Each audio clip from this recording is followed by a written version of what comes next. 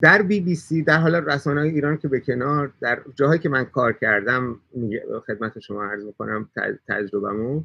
در BBC یک بخش فارسی BBC یه بخشی است از BBC جهانی و BBC جهانی خب از نظر روزنامه‌نگاری و از نظر برادکاستینگ یا پخش صدا و تصویر از کهن‌ترین نهادها در جهان هست که مخصوصاً بخش آموزشش خیلی مهمه و یعنی یک مکتبی است در BBC در روزنامه‌نگاری و در زمینه آموزش روزنامه‌نگاری خب یه سابقه طولانی داره و این آموزش رو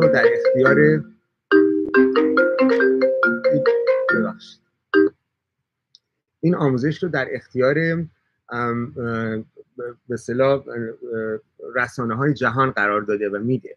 یعنی رسانه‌هایی که میخوان تازه درست بشن یا رسانه‌هایی که میخوان آموزش بدن از بخش آموزش BBC استفاده میکنن و بسیار بخش غنی و سابقه داری است و روزنامه‌نگاران برجسته اونجا پرورش پیدا کردن، تدریس کردن، کار کردن و بر اساس همین تجربه است که یک ادیتوریال گایدلاینی داره، یعنی یک راهنمای سردبیری داره. اون راهنمای سردبیری به شما میگه که اصولی که این رسانه از نظر روزنامه‌نگاری بهش پایبنده چه اصولی است. مثلا فرض بکنید که شما نمیتونید، یکی از اصول روزنامه‌نگارانه این هست که شما نمیتونید با یک آدم جنایتکار، تروریست، یا مثلا فرض کنید یک کسی که آدم ربایی کرده، یک کسی که یه جنایت رو انجام داده و پلیس دنبالشه مثلا، یا یک کسی که کار تروریستی کرده، یک عملیات تروریستی انجام داده، شما نمیتونید باهاش به صورت زنده مصاحبه کنید. یکی از اصول روزنامه‌نگاری این هست. یعنی به خاطر اینکه این ممکنه که جان آدم‌های دیگر رو به خطر بندازه، یا اینکه شما نمیتونید با کسی مصاحبه کنید و با علم به اینکه مصاحبه با او میتونه جان اون رو به خطر بندازه. مثلا فرض کنید من میدونستم که در زمانی که کار میکردم که فلان کس اگر با ما صحبت بکنه خب ممکنه اطلاعات اذیتش بکنه یا به هر حال به نوعی دچار مشکل بشه. حتی اگر او هم تمایل داشت ما باش حرف نمیزدیم، به خاطر اینکه وظیفه ما این بود که جان کسی رو به خطر نندازیم. یا اینکه چه زبانی رو به کار ببریم. زبان به کار برد یعنی شما در به اصطلاح زبان روزنامه‌نگاری نباید از عرف رسمی سیاسی عدول بکنه. مثلا فرض کنید من از صدام حسین بدم میاد ولی نمیتونم توی خبر بگم صدام حسین جنایتکار، بلکه باید بگم صدام حسین رئیس جمهوری عراق، و حتی نمیتونم بگم صدام حسین دیکتاتور عراق. و همینطور در نسبت دادن القابی مثل تروریست، اینا یه سری به اصطلاح قواعدی هست. اما یک جاهایی هست مثل VOA، یک جاهایی هست مثل حالا ایران اینترنشنال که به جای قواعد، یعنی به جای به اصطلاح آیین‌نامه سردبیری یا راهنمای سردبیری، خود سردبیرا تصمیم میگیرن. یعنی قواعدی نیست که شما بر اساس اون قواعد مشترک باشه. حالا بخش فارسی بر اساس قواعدی باید کار بکنه که بخش دیگه کار میکنن. مثلا فرض کنیم بخش حالا عربیشون که بسته شده یا بخش دیگه اون شبکه جهانی. ولی در VOA و در ایران اینترنشنال چون چیزی وجود نداره. من راجع به VOA سالها تحقیق کردم و از طرف دولت آمریکا مدتی موظف بودم که مانیتور کنم. 2 سالی براشون ریپورت نوشتم، با یه گروهی در حقیقت کار کردم و اونجا نشون دادم که مشکل VOA اصلا جهتگیری سیاسیش نیست. یعنی این نیست که مثلا شما طرفدار این هستین یا طرفدار اون هستین. مشکل اینه که شما از نظر حرفه‌ای، از نظر حرفه‌ای ژورنالیسم متعهد به اصول ژورنالیسم نیست. و خب حالا میگم 2 سال من مسئول تیمی بودم که گزارش بود. در مورد ایران اینترنشنال هم همین هست. در مورد ایران اینترنشنال حالا داستان یه چیز وخیم‌تری از این هست. خب ابتدا که ایران اینترنشنال راه افتاد، خب یک رسانه جدید، من هیچ مخالفتی ندارم با اینکه پول این رسانه رو کی داده باشه. اون موقع بحث بر سر این بود که حالا اسرائیل میده نه عربستان سعودی میده. هنوزم که هنوزه شفافیت مالی نداره ایران اینترنشنال. حالا برای من خیلی این مسئله مهم نیست و میتونم بفهمم که حالا در شرایطی که ایران این شکلی هست شاید نتونن منابع مالیشون رو آشکار بکنن. من این رو به عنوان یک به اصطلاح مشکل عمده تلقی نکردم هیچ موقع و از ابتدا به عنوان تحلیلگر با اینها صحبت به اصطلاح همکاری کردم بدون اینکه هیچ موقع عضوشون باشم یا قراردادی باشون داشته باشم و در حقیقت امید داشتم، گرچه از دوره اولیش خیلی دوره خیلی غیر حرفه‌ای تر از الان بود، بعد کم کم یه ذره از نظر پروداکشن و تولید حرفه‌ای تر شدن و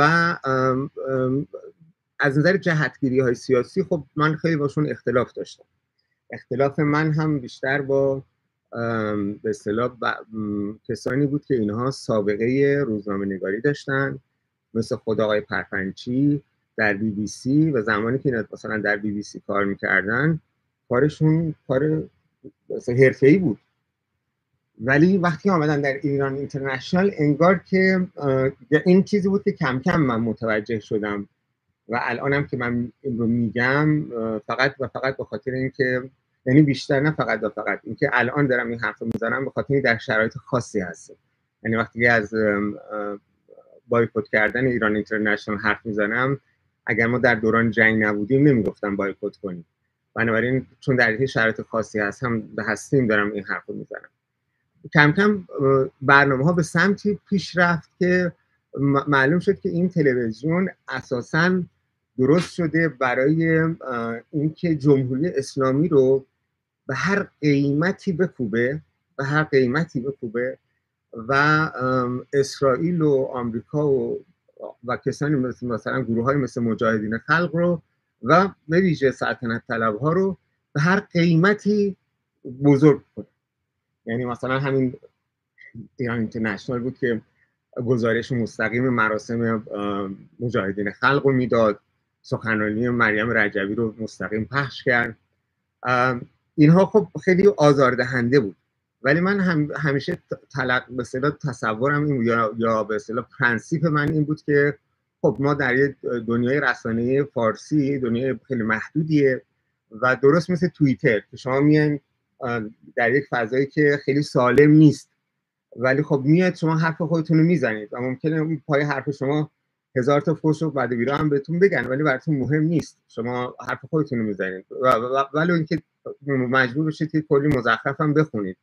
در یه فضای مثلا فضای رسانه‌ای رو من اصلا گلخانه‌ای نمیدیدم و نمیبینم. و همین دلیل من وقتی میرم در بی بی سی صحبت میکنم به این معنی نیست که همه برنامه بی بی سی رو قبول دارم یا همه کسایی که اونجا کار میکنن باشون موافق هستم یا با همه سیاست هاشون خط مشیشون موافقم یا اینکه با نوع دعوت کردن از مهموناشون اصلا به این معنی نیست. به این معنی است که من میخوام حرف خودم رو بزنم و چاره ای نیست. شما دیگه به اصطلاح هیچ گونه ابزار دیگه و وسیله دیگه ندارید. من ایران اینترنشنال هم همچین چیزی میدیدم در جریان، ولی بعد دیدیم که من به این به اصطلاح واقعیت تلخ پی بردم که اینها مخصوصا در جریان اعتراضها علیه مهسا امینی اینها اساساً یک دستگاه پروپاگاندای ضد جمهوری اسلامی، یعنی با صدا و سیما هیچ فرق نمیکنه، متا این صدا و سیما معکوس، یعنی تلویزیون معکوس جمهوری اسلامی. و اساساً اینها من اون موقع هم گفتم بارها و بارها گفتم این رو، این چیزایی که الان میگم هیچ کدوم جدید نیست، این که اعتراضها علیه مهسا امینی رو اینها 6-7 ماه همینطور به صورت بریکینگ نیوز یا خبر فوری و با یه دونه بنر پایینش تصویر میرفت که انقلاب ایران در انقلاب مهسا در حال انجام شدن است، انقلاب در ایران، مدام این بحث انقلاب در ایران و خب و مجموعه ای از تصویرسازی های دروغ. من یه بار در یه جلسه خصوصی بود توی واشنگتن اینستیتوت هم گفتم که اون چه که به عنوان اعتراض ها شما میبینین این در تصویره و مخصوصا تلویزیون ایران اینترنشنال در به اصطلاح به انحراف کشوندن این جریان اعتراض ها نقش مهمی داشت، به خاطر اینکه شما کافیه واقعیت رو نبینی، واقعیتی که نبینی به بنبست میخوری و در پوشاندن واقعیت خیلی نقش داشت. به نام زن، زندگی، آزادی، به نام انقلاب ایران، به نام نمیدونم آدم ها می اومدن اونجا و به قول حسین موسوی صاف نگاه میکردن تو چش در دوربین و دروغ میگفتن، چیزی که نبود رو میگفتن. مثلا یه نفر رو نشون میداد تو خیابون داره مثلا شعار میده، این میشد انقلاب در جریان است.